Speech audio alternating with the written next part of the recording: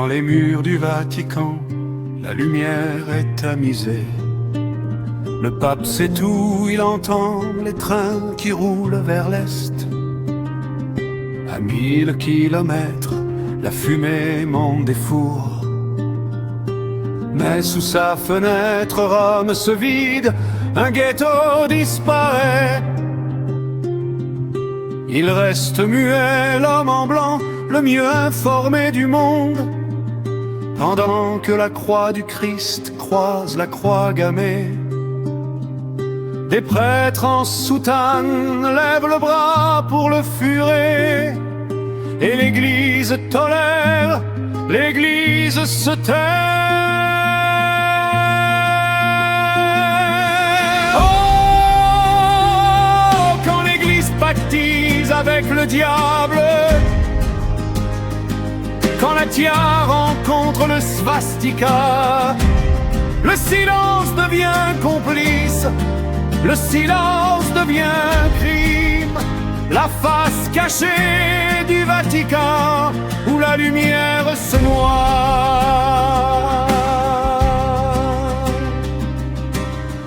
Années 30, les séminaires bruissent d'admiration pour celui qui promet l'ordre et la nation.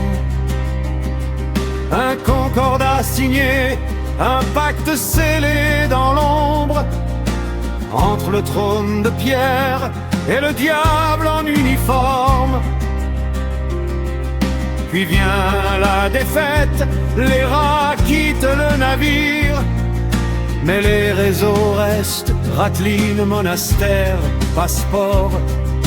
Mengele le médecin, Barbie le boucher de Lyon s'enfuit sous la protection de la croix et du pardon.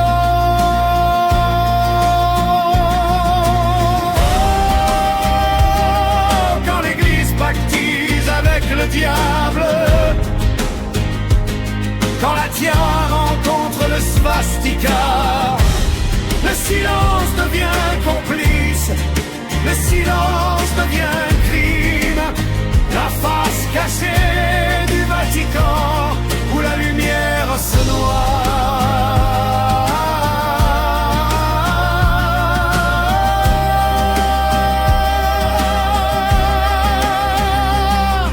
Pièce, tu étais là, tu savais tout.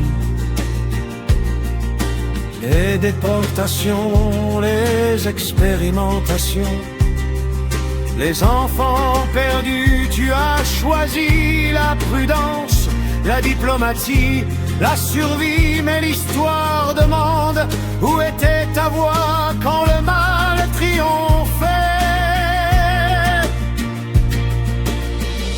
Aujourd'hui encore, on murmure dans les couloirs sacrés des ombres du passé qui refusent de s'effacer.